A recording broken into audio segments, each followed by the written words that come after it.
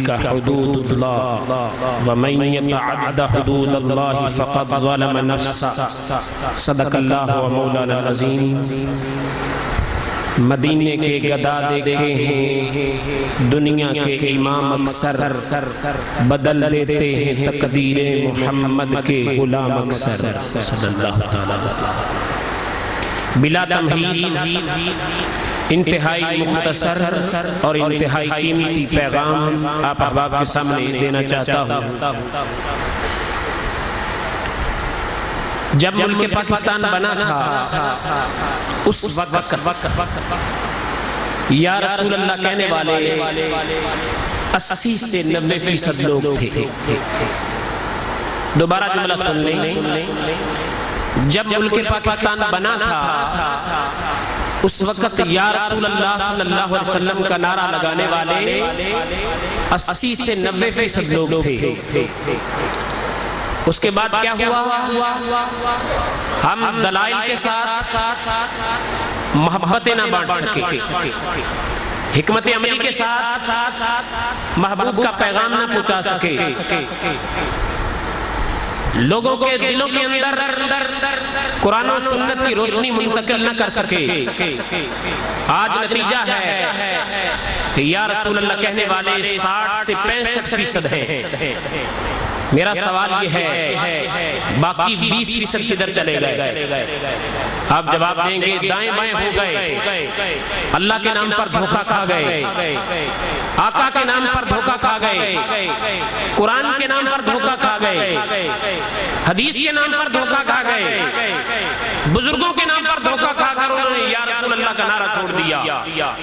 میں اسلامی عقیدے کے بارے میں صرف چند چیزیں آپ کے سامنے پیش کرنا چاہتا ہوں، اور میں حضور پیر و مرشد لجپال آپ کی دعا سے اور آپ کی تربیت سے میں تنقیدی لہجے میں بیان نہیں کرتا، اور میں نے کئی ایسے مسئلے میں آپ کو دکھا سکتا ہوں جہاں غیروں کے قبضے ہو چکے تھے، لیکن مرد کامل کی دعا تھی، اللہ کا فضل تھا، محبوب خدا صلی اللہ علیہ وسلم کی رحمت تھی، 10 کروڑ روپے کی بنی ہوئی مسجدیں وہاں دوسروں کے قبضے ہو گئے تھے، آج اللہ کے فضل سے وہاں بھی یا رسول اللہ کے نعرے چل رہے ہیں۔ میں نے وہاں کیا بیان کیا وہ سارا بیان تو نہیں کر سکتا، لیکن اس کا ڈھانچہ بیان کروں گا۔ میں اپنے پیغام کو شروع کر رہا ہوں اپنے درد دل بیان کرنے کے بعد کہ اللہ رب العزت ذات میں بھی لا شریک ہے اور اللہ رب العزت صفات میں بھی لا شریک ہے۔ کہہ دے سبحان اللہ، اونچا کہہ دے سبحان اللہ۔ صفات میں لا شریک ہونے کا مطلب کلمہ شریف کا مطلب بگاڑا جا رہا ہے۔ کلمہ پڑھنے والے میرے بڑے بھائی نے مجھے کلپ دیا، کہنے لگا یہ توحید کے موضوع پر کلپ سنو کتنا پیارا ہے۔ وہ کلمہ کے ترجمہ کرنے والا کہہ رہا تھا لا الہ الا اللہ، کوئی مددگار نہیں اللہ کے سوا، لا الہ الا اللہ، کوئی حاجت روا نہیں اللہ کے سوا، لا الہ الا اللہ، کوئی دینے والا نہیں اللہ کے سوا۔ اور سننے والے جھوم بھی رہے تھے اور مطمئن بھی تھے شاید یہ پیغام سنانے والا صحیح سنا رہا ہے۔ میں آپ کو مختصر سا پیکج محبت و عشق کا دینا چاہتا ہوں۔ اللہ پاک کے فضل سے اگر وہ 4 چیزیں کہ مختصر انداز میں بیان کرنے لگا ہوں آپ دل میں بٹھا لیں گے تو آپ خود آسانی سے اگر موقع بن جائے تو خود محبوب کا پیغام آگے پہنچا سکیں گے۔ اونچا کہہ دے سبحان اللہ۔ اللہ کی صفات کے بارے میں گڑبڑ کی جاتی ہے، اس میں 4 جملے میں بولوں گا، پھر ان حکم کو تھوڑا تھوڑا کھولوں گا۔ توجہ سے سنیں، قیمتی گفتگو ہے، 20 سے 25 کتابوں کا نچوڑ ہے۔ 4 چیزیں صفات کے بارے میں۔ نمبر 1، اللہ رب العزت کی کچھ ایسی صفتیں ہیں جو صرف اللہ کے لیے خاص ہیں، ان صفتوں کو معیار الوہیت کہتے ہیں۔ کیا کہتے ہیں؟ وہ اللہ والوں کے لیے جائز نہیں ہے، یہاں تک کہ محبوب اکبر نبی رحمت نور مجسم رحمت دو جہاں صلی اللہ علیہ وسلم کے لیے وہ جو معیار الوہیت والی صفتیں ہیں وہ حضور صلی اللہ علیہ وسلم کے لیے بھی بولنا جائز نہیں. دوسرا پوائنٹ، دوسرا جملہ، قرآن مجید میں درجنوں ایسے صفتیں ہیں، درجنوں ایسے کمالات ہیں، درجنوں ایسے اختیارات ہیں جو مالک کریم نے اپنے لیے بھی بیان کیے ہیں، اپنے محبوبوں کے لیے بھی بیان کیے ہیں. تیسرا جملہ قرآن مجید فرقان حمید کے اندر اور احادیث کے اندر غور کریں گے تو یہ آپ کو ملے گا بدھوں کے لیے حکم اور ہے، کافروں کے لیے حکم اور ہے، منافقوں کے لیے حکم اور ہے، اور اللہ کے پیاروں اور مومنوں کے لیے حکم اور ہے. یہ تیسرا جملہ ہے. چوتھا جملہ یہ ہے اللہ رب العزت نے قرآن مجید میں آیتیں دو طرح کی اتاری. ویسے تو مفردات، محکمات اور متشابہات ہیں، لیکن سمجھنے کے بارے میں بعض آیات متشابہات ہیں اور بعض محکمات ہیں. محکمات کے اندر حکم واضح ہے اور متشابہات کا ہم ایمان رکھتے ہیں جو اس کا ترجمہ اللہ کی بارگاہ میں اس کا معنی ہے وہ برحق ہے. ان کا ظاہری معنی مراد لینا یہ فتنہ ہے. سورہ آل عمران کی آیت نمبر 7 میں اس کا ذکر ہے. متشابہ آیات کا ترجمہ کر کے لوگ اور اللہ کا جسم ثابت کرتے ہیں، اللہ کے لیے جسم چہرہ ثابت کرتے ہیں، اللہ رب العزت کے لیے ہاتھ ثابت کرتے ہیں، اللہ کو عرش پر بٹھا دیتے ہیں نعوذ باللہ. حالانکہ جو ہمارا رب ہے وہ ہر قسم کی محتاجی سے بھی پاک ہے، جگہ سے بھی پاک ہے، جہت سے بھی پاک ہے، وہ ابتدا سے بھی پاک ہے، وہ انتہا سے بھی پاک ہے.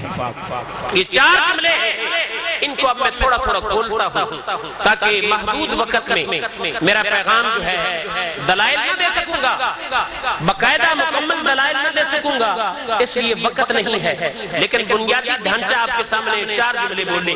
نمبر 1 کچھ صفتیں صرف اللہ کے لیے ہیں. نمبر 2 درجنوں ایسی صفتیں ہیں کہ وہی شان، اختیارات، کمالات، عظمتیں، رفعتیں اللہ نے اپنے لیے بیان کی، وہی اللہ نے اپنے محبوبوں کے لیے بیان کی. نمبر 3 بتوں کے لیے احکام، کافروں کے لیے احکام اور ہیں، اللہ کے پیاروں کے لیے صفات اور احکام اور ہیں.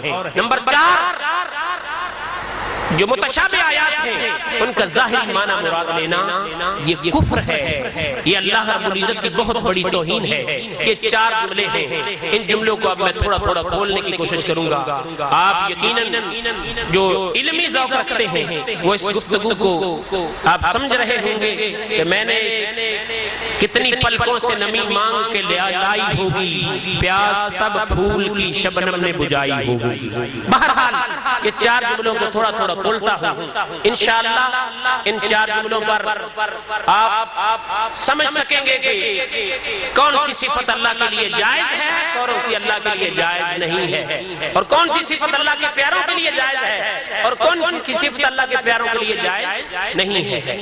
پہلا جملہ بولا تھا کچھ صفتیں صرف اللہ کے لیے خاص. وہ صفات کون سی ہیں؟ وہ عبادت کا حقدار ہونا ہے، وہ ازلی ابدی ہونا ہے، وہ قدیم غیر حادث ہونا ہے.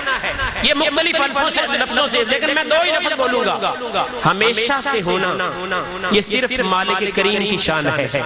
ہمارے آقا کے نور مبارک کو بھی پیدا کیا گیا، آپ کے جسم مبارک کو بھی پیدا کیا گیا، جس کے لیے لفظ پیدائش آ جائے اس کا مطلب ہے ہمیشہ سے نہیں ہے. آقا کی بڑی عظمتیں ہیں، بڑی شانیں ہیں، اور ہم تو آقا کے در کے ٹکڑے کھانے والے ادنا سے ادنا ولی کی عظمت میں نہیں سمجھ سکتے. اگر اس ولیہ کی قدم صفا مروا پر لگ جائیں تو اب کتنی مدت سے لے کر کتنی مدت تک لوگ برکتیں حاصل کرتے رہیں گے. جہاں ولیہ حاجرہ کے قدم لگ جائیں، قدموں کے نیچے پتھروں میں کتنی برکت ہے، ہماری سمجھ سے بالا تر ہے. لیکن یہ بات ذہن نشین فرما لیں، ہمیشہ سے صرف اللہ ہے. کون ہے؟ جس نے اللہ والوں کو ہمیشہ سے سمجھا، یہاں تک کہ امام الانبیاء رسول کریم صلی اللہ علیہ وسلم کو جس نے ہمیشہ سے سمجھا، اس نے اہل سنت والا عقیدہ چھوڑ دیا، اس نے اسلامی عقیدہ چھوڑ دیا. اللہ رب العزت کے پیارے محبوب صلی اللہ علیہ وسلم کا جسم مبارک بھی پیدا کیا گیا ہے، اور سب سے پہلے آپ کے نور مبارک کو بھی پیدا کیا گیا.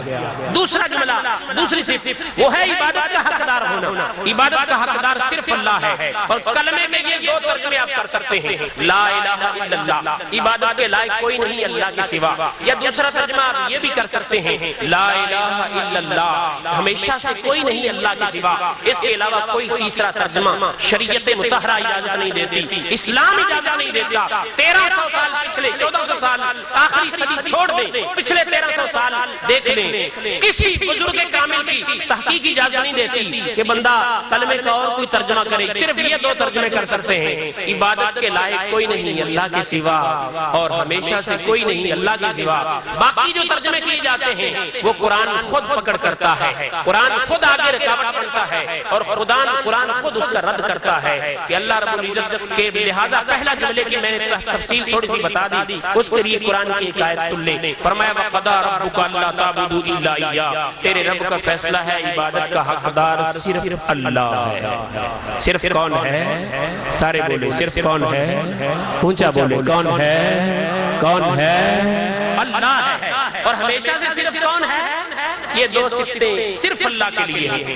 یہ اہل سنت و جماعت کا عقیدہ ہے. ہم اپنا عقیدہ کھل کر بیان کرتے ہیں, ہمیں اس میں جھجک نہیں ہے, کسی کے ذہن میں خراش نہ ہو, ہمیں اس میں جھجک نہیں ہے, ہم کھل کر اپنا عقیدہ بیان کرتے ہیں. اللہ ہمیشہ سے صرف کون ہے اور عبادت کا حقدار صرف کون ہے. اگر کوئی بندہ یہ کہے کہ جس چیز میں جان نہیں, اس طرح اس دور میں میڈیا کے اندر بچھاڑ دی ہوئی ان لوگوں نے اور کہا جس چیز کے اندر جان نہیں اس کو تو وسیلہ بنانا, تو یہ تو بہت بڑا شرک ہے. اور جملہ بولا جاتا ہے جس چیز کے اپنے اندر ہی جان نہیں ہے, اور کہا جاتا ہے جس کے اپنے اندر ہی جان نہیں, اس سے دوسرے کو کیا فائدہ ہو سکتا ہے. میں اس کے بارے میں صرف ایک حدیث پاک صحیح بخاری کی اور ایک قرآن کی آیت پھر پیش کروں گا. صحیح بخاری شریف میں حدیث نمبر 2549 نمبر حدیث ہے. حدیث تو لمبی ہے, متن بھی لمبا ہے, لیکن اس میں اپنی موضوع کا جملہ چنتا ہوں. فرمایا واللہ ما تنخم رسول اللہ صلی اللہ علیہ وسلم, اللہ کی قسم شان والے رسول صلی اللہ علیہ وسلم جب بھی اپنا گلا صاف کرتے تھے الا وقعت فی کف رجل منہم, اللہ کی قسم جب بھی گلے کا تبرک گرتا تھا کسی نہ کسی نبی کے غلام کی تلی سے گرتا تھا. وہ غلام کیا کرتا تھا فدلک بہا وجہہ وجلدہ, وہ غلام اس کو ہاتھ دھو نہیں لیتا تھا چشمے کے نیچے جا کر, ہاتھ دھو نہیں لیتا تھا, بلکہ کیا کرتا تھا فدلک, اس کو مل لیتا تھا, وجہہ وجلدہ, اپنے چہرے پر ملتا تھا, اپنے جسم پر ملتا تھا. میرے مرشد کریم ایک محفل میں خطاب کر رہے تھے, آپ فرما رہے تھے اگرچہ ہم جسمانی لحاظ سے حضور کا زمانہ نہیں پا سکتے, لیکن ہم اپنے خیالات کے لحاظ سے, اپنے تصور کے لحاظ سے تو وہاں جا سکتے ہیں. آج ہمارے سامنے عالم تصور میں ہم اگر مدینے میں چلے جائیں, اس زمانے میں چلے جائیں جس زمانے میں صحابہ تھے, اگر آپ تصور میں چلے جائیں, آپ کے سامنے پیارے آقا نے لعاب دہن پھینکا اور اپنے منہ مبارک سے وہ تبرک پھینکا اور باہر نکالا, اور تیرا تصور کیا کہتا ہے, تیرا اگر دل کا عشق کہتا ہے کہ میں ہاتھ آگے کر لیتا اور اپنے چہرے پر مل لیتا اور اپنے جسم پر مل لیتا, فرمایا پھر تو تیرا پیار سچا ہے. اگر تجھے کراہت آئے تصور میں وہاں مدینہ شریف جانے پر, پھر سمجھ لے اندر گڑبڑ ہو گئی ہے, سودا خراب ہو گیا ہے, معاملہ بگڑ چکا ہے. اس لیے عالم تصور میں تو بھی کبھی چلا جایا کر کہ محبوب کے صحابہ آقا کا لعاب دہن, گلے مبارک کا تبرک اپنی ہماری طرف نسبت ہو تو کنگار کہیں گے, محبوب کی طرف نسبت ہو تو تبرک رہیں گے. تو بھی تصور میں جا, محبوب کا تبرک عالم تصور میں گر رہا ہے اور صحابہ تلیہ کر رہے ہیں. اگر تیری بھی تلی عالم تصور میں آگے چلی جائے تو سمجھ اندر پیار پورا ہے, اور اگر عالم تصور میں جناب والا تیرا دل نہ مانے تو پھر ماننا پڑے گا کہ تیرے اندر گڑبڑ ہو چکی ہے. اللہ پاک ہمیں تصور میں مدینے میں رہنے کی توفیق عطا فرمائے. تو لہذا یہاں شرق الشیخ میں ایک خطیب تھے اہل حدیث مکتب فکر کر کے, ان کی میرے ساتھ بات ہوئی. انہوں نے کہا کہ جناب والا جس چیز کے اندر جان نہیں ہے اس کو وسیلہ بنانا شرک ہے. میں نے صحیح بخاری شریف کی یہ حدیث پیش کی. وہ جواب میں کہنے لگے دیکھیے اس کے اندر برکت ڈالی کس نے ہے؟ میں نے کہا اللہ نے. تو پھر دیکھو نا, جب اللہ نے ڈالی ہے تو پھر تم تبرک کا نام کیوں لیتے ہو؟ میں نے کہا برکت ڈالی اللہ نے ہے, تم بتاؤ مل کہاں سے رہی ہے, کہاں سے مل رہی ہے؟ اگر اللہ رب العزت نے ہی برکت دینی ہے اور حقیقتاً وہی دیتا ہے, لیکن پھر صحابہ اس کو وسیلہ کیوں بنا رہے ہیں؟ لہذا چیز میں جان ہو یا نہ جان ہو، اصل میں جان نہیں دیتی جاتی، محبوبوں کی نسبتیں دیکھی جاتی ہیں۔ اگر بندہ یہ نہ مانے، قرآن کی طرف لے جائیں، سورہ یوسف آیت نمبر 93، حضرت یوسف علیہ السلام کہہ رہے ہیں اذهبوا بقمیصی، میرا کرتا لے جاؤ، ھذا فألقوه علی وجہ ابی، میرا کرتا میرے والد کی آنکھوں پر لگا دینا، یاتی بصیرہ، ان کی آنکھیں ٹھیک ہو جائیں۔ دائیں بائیں بندوں کی توحید کچی ہو سکتی ہے، لیکن اللہ کی عزت کی قسم نبی کی توحید اتنی سٹرانگ اور مضبوط ہوتی ہے کہ ان کے وسیلے سے کئی لوگوں کو توحید کا نور نصیب ہوتا ہے۔ دوسرے نبی حضرت یعقوب علیہ السلام ہے، آیت نمبر 96 میں چلے جائیں، قرآن کہتا ہے فلما انجا البشیر القاہ علی وجہہ فرتد بصیرا، کرتا لٹکانے کی دیر تھی، کرتا لگانے کی دیر تھی، فرتد بصیرا، آنکھیں فوراً ٹھیک ہو گئی۔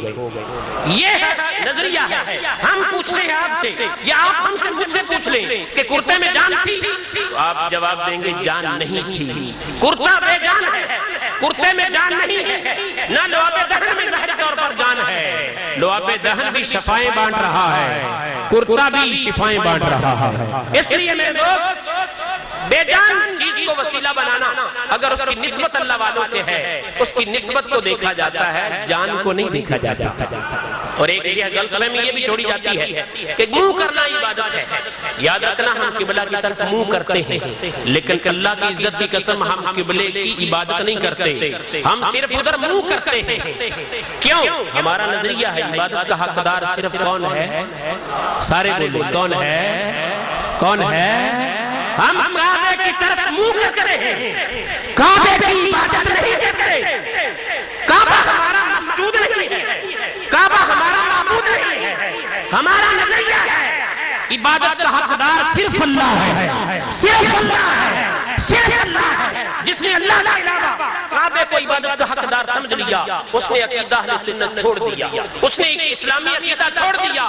جس طرح کعبے کی طرف منہ کرنے سے کعبے کی عبادت نہیں ہوتی، اس طرح مدینے کی طرف منہ کرنے سے مدینے والے کی عبادت نہیں ہوتی، بلکہ قرآن نے خود کہا ہے وَلَوْ أَنَّهُمْ إِذْ ظَلَمُوا أَنفُسَهُمْ جَاءُوكَ، اگر اپنی جانوں پر ظلم کر لیں تو محبوب عالم تصور میں یا عالم جسم میں جس طرح بھی آپ کے قدموں میں پہنچ جائیں۔ تو عبادت کا قبلہ کعبہ ہے، اور استغفار اور دعاؤں کا قبلہ گنبد خضرا ہے۔ تو لہٰذا نہ منہ کرنا عبادت میں شمار ہوتا ہے کسی کی طرف، اور نہ ہی وسیلہ بنانا شمار ہوتا ہے، لیکن وہ وسیلہ بنانے والے کا نظریہ اپنا سٹرانگ اور مضبوط ہونا چاہیے۔ پہلی چیز کو میں یہاں کلوز کرتا ہوں، ختم کرتا ہوں۔ دوسرا جملہ یہ تھا کہ درجنوں ایسی سکھتے ہیں، قرآن مجید میں درجنوں ایسے اختیارات ہیں، کمالات ہیں، عظمتیں ہیں، رفعتیں ہیں کہ وہی مالک کریم نے اپنے لیے بیان کی، وہی مالک کریم نے اپنے پیاروں کے لیے بیان فرمائی۔ کہیں سبحان اللہ۔ ایک تو قرآن مجید سے مثالیں دیتا ہوں۔ مالک کریم نے فرمایا وَلِلَّهِ الْعِزَّةُ، اللہ بھی بلند عزتوں کا مالک ہے، وَلِرَسُولِهِ، اس کا شان والا رسول بھی بلند عزتوں کا مالک ہے، وَلِلْمُؤْمِنِينَ، فرمایا اس کی امت کا ولی بھی بلند عزتوں کا مالک ہے، وَلَكِنَّ الْمُنَافِقِينَ لَا يَعْلَمُونَ، فرمایا منافقوں کو اس چیز کا علم نہیں۔ جس بندے کو اللہ رسول اور اللہ کے ولیوں کی عزت کا پتہ نہیں، فرمایا اس کے اندر منافقت ہے۔ صاحب عزت ہونا رب کی شان بھی ہے، صاحب عزت ہونا رسول اللہ صلی اللہ علیہ وسلم کی شان بھی ہے، اور صاحب عزت ہونا ولی کی شان بھی ہے۔ وہی صرف اللہ کے لیے، وہی اللہ کے پیارے رسول صلی اللہ علیہ وسلم کے لیے، وہی اللہ کے ولی کے لیے۔ تو لہٰذا صرف ایک ہے، لیکن شانیں سب کی بیان ہو رہی ہیں۔ 11ویں پارہ، 11ویں کو ماننے والوں ایک بار اونچی آواز سے کہہ دو سبحان اللہ۔ 11واں پارہ پہلی آیت، مالک کریم نے فرمایا وَسَيَرَ اللَّهُ عَمَلَكُمْ وَرَسُولُهُ، تمہارے عملوں کو اللہ بھی دیکھتا رہے گا اور شان والا رسول بھی دیکھتا رہے گا صلی اللہ علیہ وسلم۔ اللہ بھی دیکھتا رہے گا، اللہ کے رسول صلی اللہ علیہ وسلم بھی دیکھتے رہیں گے وہی شان اللہ کے لیے بیان کی گئی، وہی اس کے پیارے رسول صلی اللہ علیہ وسلم کے لیے بیان کی گئی۔ قرآن مجید جس تیسری مثال مالک کریم نے قرآن مجید میں ارشاد فرمایا سورہ توبہ آیت نمبر 74 میں فرمایا اغناہم اللہ ورسولہ، جھولی بھرنا اللہ کی شان بھی ہے اور جھولی بھرنا رسول اللہ کی شان بھی ہے۔ چوتھی مثال قرآن مجید میں مالک کریم نے فرمایا سورہ توبہ آیت نمبر 59، مالک کریم نے فرمایا سیؤتین اللہ من فضلہ ورسولہ، ان قریب اللہ بھی اپنے فضل سے دیتا رہے گا اور اس کا رسول صلی اللہ علیہ وسلم بھی دیتا رہے گا۔ تو لہٰذا درجنوں ایسی آیات ہیں کہ مالک کریم نے وہی شانیں، وہی عظمتیں، وہی اختیارات، وہی کمالات، وہی رفعتیں، وہی بلندیاں اپنے لیے بیان فرمائی ہیں، وہی اپنے پیاروں کے لیے بیان فرمائی۔ ایک قاعدہ یہاں دینا چاہتا ہوں دوسرے جملے کی تفسیر میں کہ اگر وہی صفت اللہ کے لیے ہو تو وہ حقیقی معنی مراد ہوتا ہے، وہی صفت اللہ کے پیاروں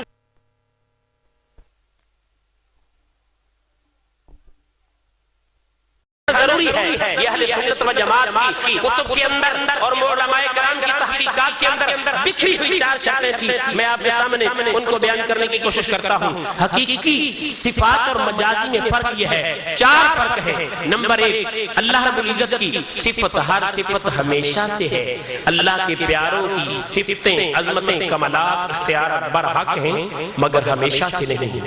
یہ پہلا فرق ہے۔ جس نے یہ کہا کہ جس طرح اللہ کی ہر صفت ہمیشہ سے ہے اس طرح اللہ کے پیاروں کی کوئی صفت بھی ہمیشہ سے ہے، اس نے اہل سنت کا اور اسلامی عقیدہ چھوڑ دیا۔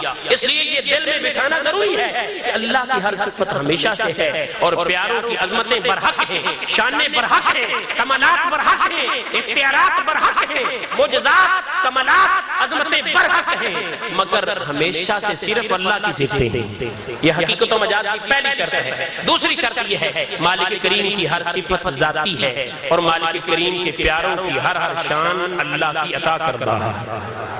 اونچا کہے سبحان اللہ۔ یہ دوسری شرط آپ علماء سے سنتے رہتے ہیں۔ تیسری شرط میں بیان کرتا ہوں، اللہ رب العزت کی کوئی صفت بلکہ ہر صفت اللہ رب العزت کی غیر متناہی ہے۔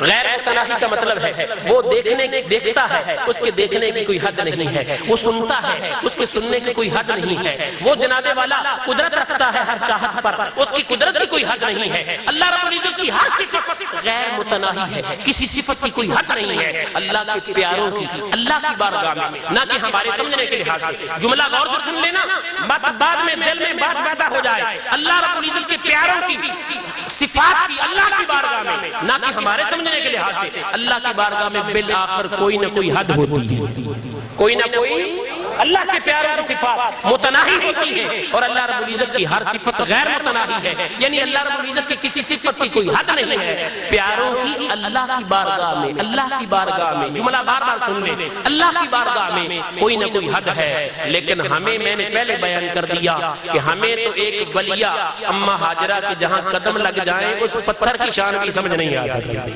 ہمیں تو جہاں جو اللہ کے نام پر، اللہ کے رسول صلی اللہ علیہ وسلم کے نام پر فوت ہو جائے، مر جائے، اس کو قرآن کہتا بل احیاء ولکن لا تشعرون، وہ زندہ ہے لیکن تمہیں شعور نہیں ہے۔ لہٰذا ہمارے سمجھنے کے لحاظ سے وہ لامحدود نظر آتی ہیں، لیکن عند اللہ، اللہ رب العزت کی صفات غیر متناہی ہیں، ان کی کوئی حد نہیں ہے۔ اللہ کے پیاروں کی بالآخر کوئی نہ کوئی حد ہے۔ اور رسول کریم صلی اللہ علیہ وسلم کے بارے میں اللہ نے فرمایا وَلَلْآخِرَةُ خَيْرٌ لَكَ مِنَ الْأُولَىٰ، محبوب ہر آنے والی گھڑی پچھلی ہر گھڑی سے بہتر ہے۔ یہ جملہ اللہ کے لیے آپ نہیں کہہ سکتے کہ اللہ کی آنے والی گھڑی پچھلی سے بہتر ہے، کیونکہ مالک کریم زمانے سے پاک ہے۔ جس پر زمانہ گزرتا ہے وہ رب کریم نہیں ہو سکتا، اور رب کریم پر زمانہ نہیں گزرتا وہ صبح سے پاک ہے، وہ دوپہر سے پاک ہے، وہ شام سے پاک ہے۔ جن پر زمانہ گزرتا ہے وہ مخلوق ہے، لہٰذا اللہ رب العزت کی ہر اللہ گھڑیوں سے پاک ہے۔ میں چند دن پہلے میں عیسن کے قریب ایک جگہ گفتگو کی مجھے دعوت دی گئی، وہاں ایک علامہ صاحب تشریف لائے، انہیں علامہ کہتے تھے لیکن میں نہیں مانتا، کیونکہ انہوں نے اللہ کی شان میں ایک ایسا جملہ بولا جو میرا کلیجہ پھاڑ گیا۔ اس نے کہا کہ فلاں جناب والا اس طرح بات ہے کہ اللہ رب العزت نے فلاں بندے کو کہا، ایک بندے کا اس نے نام لیا کہ میں تیرا حساب لینا ہے، تو اللہ رب العزت نے اس بندے نے کہا کہ جے تو میرا حساب لینا ہے تو اللہ پاک میں تیرا حساب لینا ہے، تو اللہ نے کہا نہیں بندیا رہنے دے، تو میرا حساب نہ لاؤ تو میں تیرا نہیں لینا، نہ नाउज़ु बिल्लाह, वो तकरीर कर रहा था। और तकरीबन इतना मजमा नहीं सही तो थोड़े से दर्जनों बंदे कम होंगे, इतना बड़ा मजमा पैगाम क्या कह रहा है? अल्लाह ने कहा कि तू मेरा हिसाब न ला, मैं तेरा नहीं लेंदा। लिहाजा वो अब लोगों को दाढ़ी भी रखी हुई है, वो इमामत भी करवाता है, वो लोगों को जोश वाले अंदाज में खुतबा भी देता है, लेकिन नाउज़ु बिल्लाह तौहीन खुदा कर रहा है। इसलिए हमारा रब वो है, अल्लाह रब्बुल इज्जत के प्यारे महबूब ने जो तारीफ फरमाया सारे लोग मुत्तकी परहेजगार बन जाएं, उसकी शान में जर्रा बराबर इजाफा नहीं होता, और सारे नाफरमान हो जाएं, उसकी शान में कमी नहीं होती। जिसकी शान में कमी हो वो या इजाफा हो वो रब नहीं हो सकता। जो हमारा रब है वो हर किस्म की इब्तिदा से भी पाक है, वो हर किस्म की इंतहा से भी पाक है, वो जमाने से भी पाक है, वो जगह से भी पाक है, वो हर किस्म की खता से पाक है, वो निस्यान से पाक है, वो ऊँग से पाक है, वो नींद से पाक है। लिहाजा हम उस रब को मानते हैं जो हर किस्म के जमाने से भी पाक है, हर किस्म की मोहताजी से भी पाक है।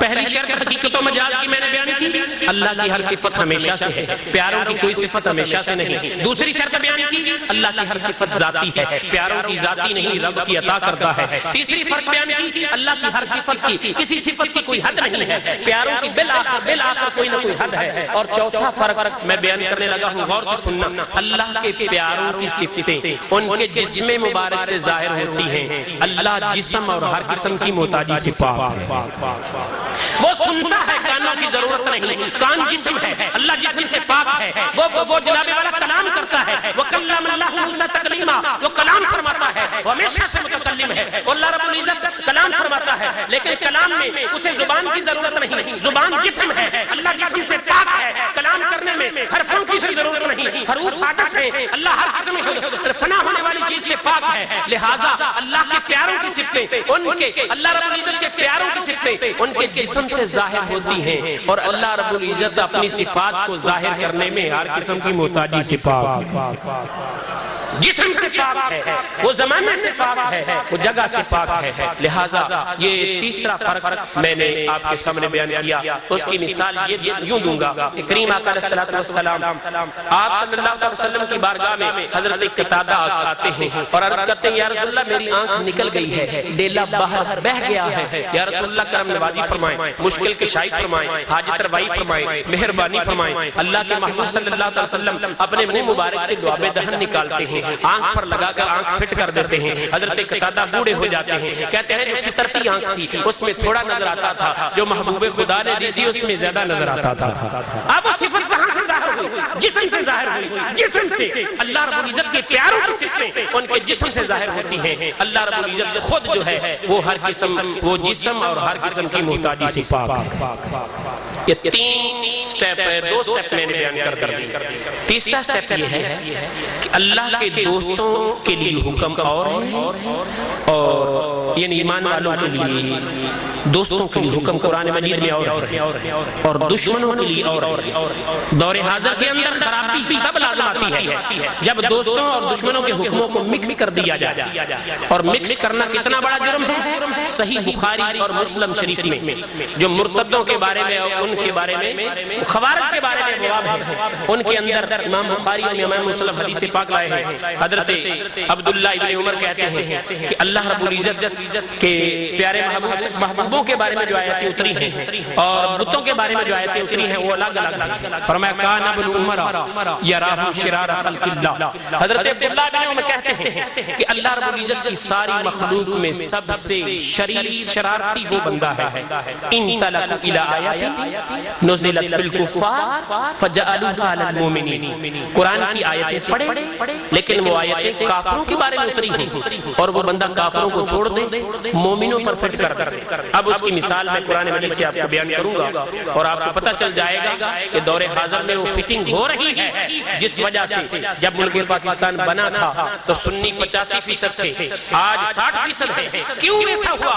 बुतों वाली आयतें मोमिनों पर फिट की गई, और हमें خبر ہی نہیں، ہمیں ہوش ہی نہیں ہے کہ تو نبی کے دین کا سپہ سالار بھی بن سکتا ہے اور تیری اولاد میں کوئی بچہ حافظ قرآن بھی بن سکتا ہے، عالم دین بھی بن سکتا ہے۔ آؤ میں قرآن مجید سے مثالیں دوں اور آپ کو سمجھ آ جائے۔ قرآن مجید میں 17ویں پارے میں مالک کریم نے فرمایا ان الذین تدعون من دون اللہ، اے بت پرستو، اللہ کے علاوہ جن بتوں کی تم پوجا کرتے ہو، لن یخلقوا ذبابا، سارے بت جمع بھی ہو جائیں، لن یخلقوا ذبابا ولو اجتمعوا له، سارے بت جمع ہو جائیں تو ایک مکھی نہیں بنا سکتے، ایک مکھی پیدا نہیں کر سکتے۔ بات ہے بتوں کی، بتوں تک رہے گی، بات ولیوں کی نہیں ہے، بات نبیوں کی نہیں ہے، بات غوث اعظم کی نہیں ہے، بات عطا علی حجویری کی نہیں ہے، بات نبی کے کسی وارث کی نہیں ہے، بات ہے بتوں کی۔ ان الذین تدعون، بے شک جن کی تم عبادت کرتے ہو، من دون اللہ، اللہ کو چھوڑ کر جن کی عبادت کرتے ہو وہ بت ہیں جن کی عبادت کی جاتی ہے۔ اور ہمارا عقیدہ ہے عبادت کا حقدار صرف کون ہے؟ اللہ کے علاوہ جن کی بت پرستو تم عبادت کرتے ہو، سارے جمع ہو کے اپنی زور آزمائی کر لیں، اپنا ٹل لگا لیں۔ فرمایا لن یخلقوا ذبابا، ہرگز ایک مکھی نہیں بنا سکیں گے، ولو اجتمعوا له، اگرچہ سارے جمع ہو کر اپنا زور لگا لیں۔ یہ حکم بتوں کا ہے، یہ کیسے پتہ چلے گا یہ حکم واقعی بتوں کا ہے؟ ہمیں قرآن کی دوسری آیتوں پر اسی عنوان کو دیکھنا ہوگا۔ سورہ آل عمران کی آیت نمبر 49 میں چلے جائیں، مالک کریم نے اپنے پیاروں کی شان الگ بیان کی ہے۔ فرمایا انی اخلق لکم من الطین کہیئۃ الطیر، عیسیٰ علیہ السلام کہتے ہیں میرے پاس مٹی لے آؤ، پرندہ مٹی کا ایک مجسمہ بناؤں گا، فانفخ، میں اس میں پھونک لگاؤں گا، فیکون طیرا باذن اللہ، اللہ کی دی ہوئی طاقت سے میں پرندہ پیدا کر دوں گا۔ کیا کر دوں گا؟ پرندہ۔ ادھر 17واں پارہ حکم ہے سارے بت جمع ہو جائیں، ایک مکھی نہیں بنا سکتے۔ ادھر سورہ آل عمران ہے، کہا عیسیٰ علیہ السلام اللہ کے محبوب بندے ہیں اور ایک پھونک مار کر پرندہ بنا رہے ہیں۔ اب موازنہ کرتے ہوئے میں یوں کہوں گا اور عرض کروں گا کہ آپ بتائیں مکھی زیادہ وزنی ہوتی ہے یا پرندہ زیادہ وزنی ہوتا ہے؟ بولیے۔ ہزاروں مکھیاں بھی مل جائیں ایک پرندے کے برابر نہیں ہو سکتی۔ ادھر مکھی کا رد کیا گیا، سارے بت جمع بھی ہو جائیں ایک مکھی نہیں بنا سکتے۔ ادھر قرآن مجید نے کہا اللہ کے پیارے محبوب حضرت عیسیٰ علیہ السلام کی پھونک میں اتنی پاور ہے، اتنی طاقت ہے، اتنی قدرت اللہ نے رکھی ہے کہ وہ پھونک لگاتے ہیں اور مکھی کے پر بھی بن جاتے ہیں، اس جناب پرندے کے پر بھی بن جاتے ہیں، چونچ بھی بن جاتی ہے، آنتیں بھی بن جاتی ہیں اور پرندہ اڑنے کے قابل بھی ہو جاتا ہے۔ وہ علماء میں اختلاف ہے کہ وہ پرندہ کیا تھا، چمگادڑ تھا یا کبوتر تھا، وہ الگ الگ تفاصیل میں ہے، لیکن پرندہ اگر کبوتر ہو وہ بھی ہزاروں مکھیوں سے زیادہ وزنی ہے، اور چمگادڑ ہو وہ بھی کئی ہزار مکھیوں سے زیادہ وزنی ہے۔ سارے بت جمع ہو جائیں ایک مکھی نہیں بنا سکتے۔ ایک اللہ کے محبوب بندے کی پھونک کی طاقت ہے کہ پرندے بن کے اڑ بھی رہے۔ پتہ چلا بتوں کے لیے حکم اور ہے، اللہ کے پیاروں کے لیے حکم اور ہے۔ بتوں کے لیے حکم کیا کہ سارے مل جائیں تو ایک مکھی نہیں بنا سکتے۔ پیاروں کے لیے حکم یہ ہے پھونک لگاتے جاتے ہیں اور پرندے اڑتے جاتے ہیں۔ لہذا اس کے بارے میں اور کئی مثالیں ہیں، لیکن اس تیسرے جملے کو میں یہاں ہی ختم کرتا ہوں۔ چوتھا جملہ یہ کہا تھا، قرآن مجید میں کئی ایسے آیتیں ہیں جن کو قرآن نے خود کہا، فَأَمَّا الَّذِينَ فِي قُلُوبِهِمْ زَيْغٌ فَيَتَّبِعُونَ مَا تَشَابَهَ مِنْهُ ابْتِغَاءَ الْفِتْنَةِ، فرمایا جن کے دلوں میں بیماریاں ہوتی ہیں وہ متشابہ آیتوں کی اندر تعویل کرتے ہیں، ان کا ظاہری معنی مراد لے کے فتنہ پیدا کرتے ہیں۔ اور الحمدللہ ہم فتنے والے نہیں ہیں، ہم امن والے ہیں، محبت والے ہیں۔ اس لیے توا علی العرش اس کا ترجمہ یہ آیت متشابہ ہے، متشابہ آیت کا ترجمہ کر کے اللہ رب العزت کو نعوذ باللہ عرش پر بٹھانے کی کوشش کی، حالانکہ اللہ رب العزت جو ہے وہ جگہ سے پاک ہے، اللہ رب العزت جو ہے وہ جسم سے پاک ہے۔ جو جسم والا ہو وہ مخلوق ہو سکتا ہے، جو اللہ رب العزت ہے، اللہ رب العزت جو ہے وہ جسم سے اور ہر قسم کی محتاجی سے پاک ہے۔ لہذا متشابہ آیات کا ترجمہ ظاہری مراد لینا یا تعویل کرنا یہ حرام ہے۔ سورہ آل عمران آیت نمبر 7 اس پر گواہ ہے۔ مالک کریم کی بارگاہ میں دعا ہے مالک کریم ہمیں علم، حکمت و دانائی سے وابستگی عطا فرمائے اور نبی کریم صلی اللہ علیہ وسلم کی محبت اور غلامی میں ہمیں جینے مرنے کرنے کی توفیق عطا فرمائے۔ الحمدللہ ثم الحمدللہ، اللہ رب العزت کے فضل سے یہ کانفرنس جو ہو رہی ہے اس کے بہانے سے آپ تک میں نے بنیادی ڈھانچہ اللہ کی توحید کے حوالے سے صفات باری تعالیٰ کے حوالے تھے میں نے پیش کرنے کی کوشش کی۔ مالک کریم ہمیں اپنی اور اپنے محبوبوں کی ہر شان کو دل و جان سے ماننے کی توفیق عطا فرمائے۔ وما توفیقی الا باللہ۔